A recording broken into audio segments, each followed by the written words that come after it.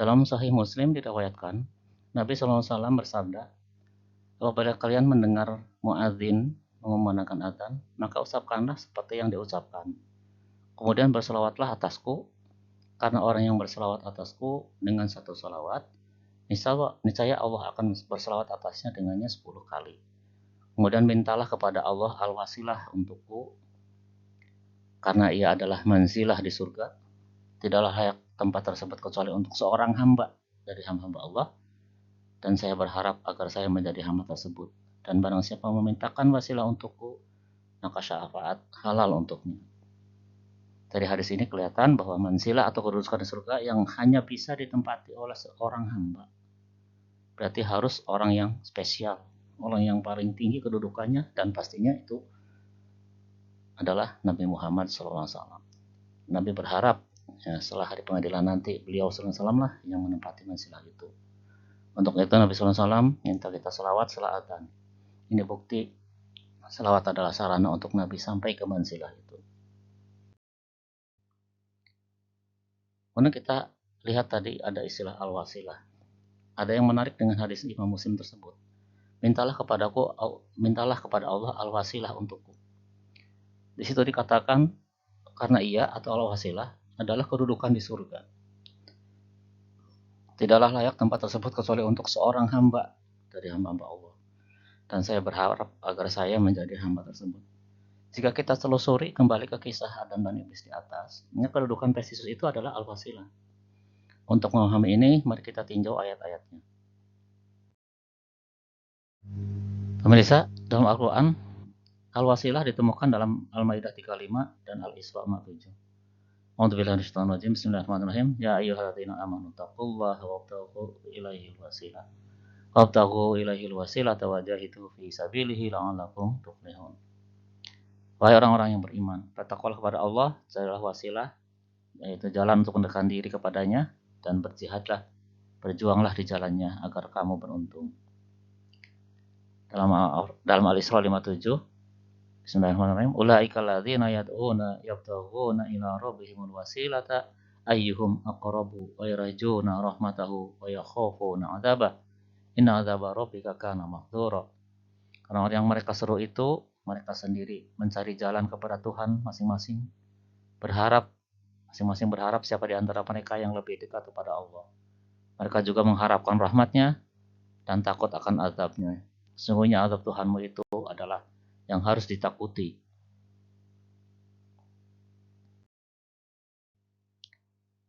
Kita lanjut dengan al-wasilah. Dalam tafsir Ibnu Katsir tentang Al-Maidah 35, wasilah punya dua makna, yakni jalan untuk mendekatkan diri kepada Allah, dan yang kedua tempat yang paling tinggi di surga yang menjadi tempat tinggal Nabi SAW. Dari hadis Sahih Bukhari dan Muslim yang sudah disebutkan di atas tentang doa setelah adzan. Yang pertama yang dari Sahih Bukhari, ya Allah, Rabb pemilik seruan yang sempurna ini dan pemilik sholat yang akan didirikan ini, berikanlah al-wasilah dan keutamaan kepada Muhammad. Bangkitkanlah dia pada kedudukan yang terpuji, sebagaimana engkau telah janjikan.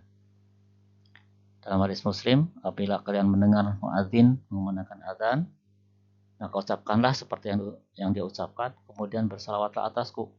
Karena orang yang bersalawat atasku dengan satu salawat, niscaya Allah akan bersalawat atasnya dengan 10 kali salawat. Kemudian mintalah kepada Allah al-wasilah untukku, karena ia adalah manzilah di surga, tidaklah layak tempat tersebut kecuali untuk seorang hamba dari hamba Allah, dan saya berharap agar saya menjadi hamba tersebut.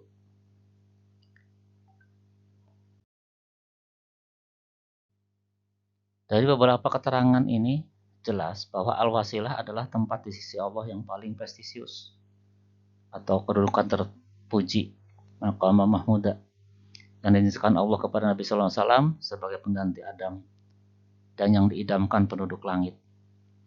Untuk mendukung bahwa al-wasilah adalah tempat tertinggi yang didambakan, perhatikan yang tadi Al-Isra 57. Bismillahirrahmanirrahim. Ulaika alladzina yad'una yabtaghuna ila rabbihimul wasilata ayyuhum aqrabu wa yarjuna rahmatahu wa yakhafuna 'adzabah. Inna 'adzaba rabbika kana mahdhura. Orang-orang yang mereka suruh itu seperti Nabi Isa, Uzair, mereka sendiri mencari atau mengharapkan al-wasilah kepada Tuhan mereka. Masing-masing berharap siapa di antara mereka yang lebih dekat kepada Allah. Mereka juga mengharapkan rahmatnya dan takut akan azabnya. Sungguhnya azab Tuhanmu itu adalah yang harus ditakuti. Yabtaguna itu kalau dari kamus berarti juga mengharapkan, selain mengandung arti mencari juga mengharapkan atau mendambakan. Jadi mereka yang disembah juga mendambakan al-wasilah dan ingin menjadi yang terdekat dengan mengharapkan rahmat.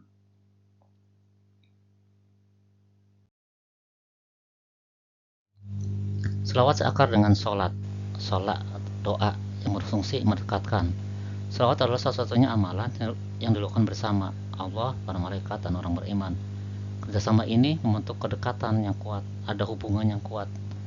Nah, sholat juga mengandung arti hubungan koneksi. Jadi dengan sholawat ada hubungan rahmat, koneksi kasih sayang atau hubungan kasih sayang. Jadi sholawat itu penghubung kasih sayang atau rahmat dari Allah pada Nabi Muhammad SAW dan umatnya. Hubungan inilah yang membentuk jamaah yang sangat besar. Ibarat negara, maka Allah sebagai Maharaja, Nabi Muhammad SAW sebagai Perdana Menteri.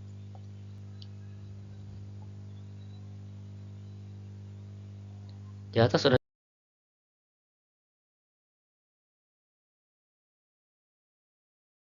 kan bahwa selawat adalah hubungan kasih sayang, sama seperti silaturahim.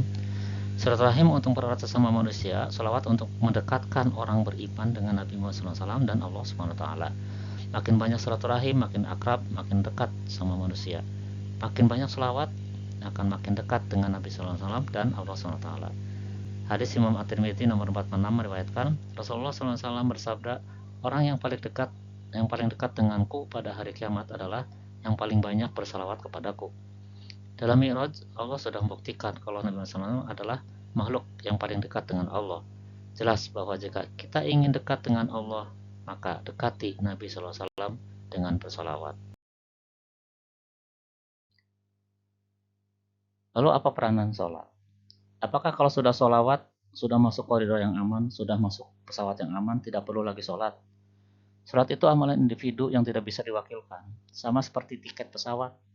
Kita tidak bisa minta tiket orang untuk masuk suatu pesawat, dan sebaliknya, kita tidak bisa mewakilkan kepada orang lain untuk naik pesawat dengan tiket kita. Artinya, kalau tidak sholat, kita tidak akan punya boarding pass untuk masuk pesawat sholawat tadi. Ada kisah ketika si Abdul Qadir Al-Jailani digoda iblis yang mengaku Tuhan dan mengizinkan Tuhan saya untuk tidak beribadah, artinya tidak sholat. Menghalalkan yang selama ini diharamkan, beliau langsung sadar kalau itu iblis.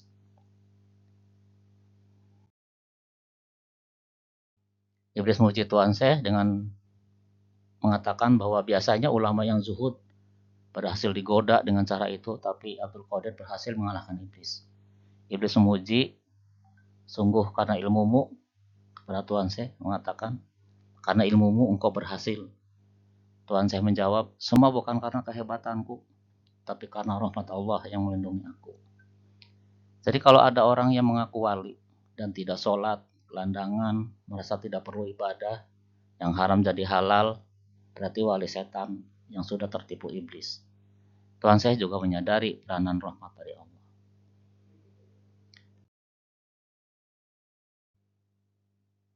Pemirsa, kita lihat harapan Allah pada manusia. Orang tua akan puas jika anak yang paling disayang mencapai harapan tertinggi orang tuanya. Jika anaknya berhasil, tentu orang tuanya puas, ridho, dan sebaliknya akan kecewa. Harapan Allah pada manusia sebagai makhluk yang paling dicintainya adalah manusia bisa mencapai kedudukan tinggi di sisinya seperti saat dulu Allah menunjuk Adam. Jika berhasil, Allah ridho, dan sebaliknya jika gagal. Di pengadilan akhirat kelak, iblis pasti akan menggugat Allah atas keputusannya memilih manusia. Tapi jika kita bisa buktikan kalau kita manusia itu memang lebih mulia, maka tentu gugatan iblis itu tidak ada artinya. Oleh karena itu, perbanyaklah sholawat agar rahmat Allah tercurah kepada kita umat Muhammad SAW, agar misi beliau SAW sukses dan bangga.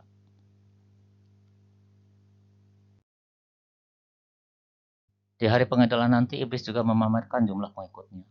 Dengan ikut berjuang memenangkan Nabi SAW, kita ikut menolong Allah agar terbukti bahwa Allah memilih manusia sebagai makhluk paling mulia bukanlah keputusan yang salah. Tanpa peran kita pun Allah bisa memenangkan Nabi Sallallahu Alaihi Wasallam, tapi kita sendiri yang rugi. Lalu memang ada menolong Allah.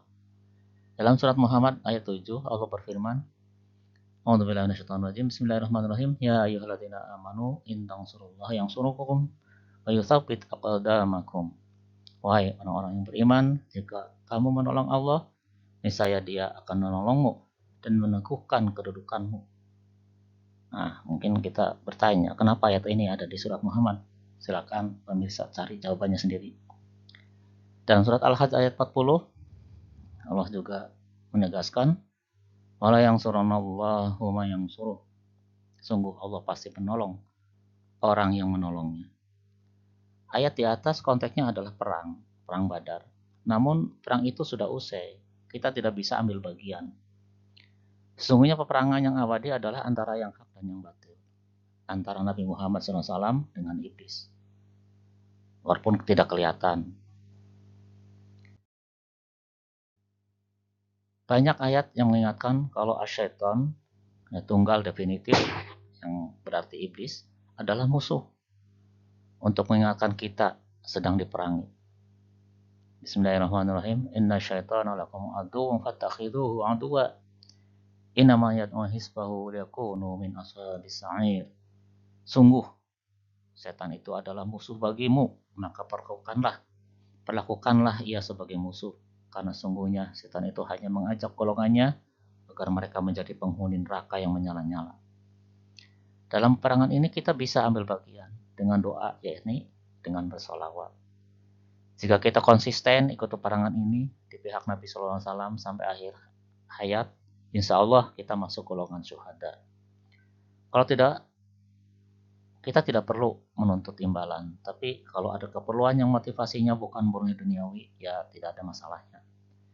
Imbalannya adalah apa? Yaitu tadi pertolongan Allah. Kalau Allah sudah menolong, semua urusan beres. Allah berfirman, Bismillahirrahmanirrahim. Yang surukumullahu fala ghaliba lakum. Wa yahdhulukum amang dzalladzi yansurukum min ba'di. Wallahi falyatawakkalul mu'minun. Jika Allah menolong kamu, maka tidak ada yang dapat mengalahkan kamu. Tapi jika Allah membiarkan kamu tidak memberi pertolongan, maka siapa yang dapat menolong kamu setelah itu? Karena itu, hendaklah pada Allah saja orang-orang mukmin bertawakal.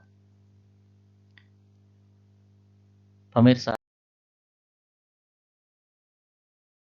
sebagai penutup, jika kita sudah menempuh jalan yang ditempuh Rasulullah SAW dan dikawal Nabi SAW dengan cara bersolawat, bagaimana mungkin iblis bisa menyesatkan kita? Manakah lagi jalan untuk menuju Allah, untuk menghadap Allah, untuk pulang kepada Allah jika jalan ini masih belum aman? Menempuh jalan yang ditempuh Nabiina Habibina Muhammad SAW berarti kita mengamalkan syariat yang benar. Dengan sholat dan sholawat berarti membangun koridor yang kokoh dan cepat menuju Allah dari ancaman dan bahaya setan. Semoga sajian ini menambah kesadaran bahwa kita selalu diincar musuh, bahwa kita harus selalu waspada. Semoga menambah kecintaan kita kepada Nabi Muhammad SAW. Semoga pula menambah rajin bersolawat. Benarnya dari Allah, kesalahannya semata karena keterbatasan saya. Wallahu a'lam. Semoga Allah menuntun kita sampai kepadanya. Taufiq wal hidayah. Wassalamualaikum warahmatullahi wabarakatuh.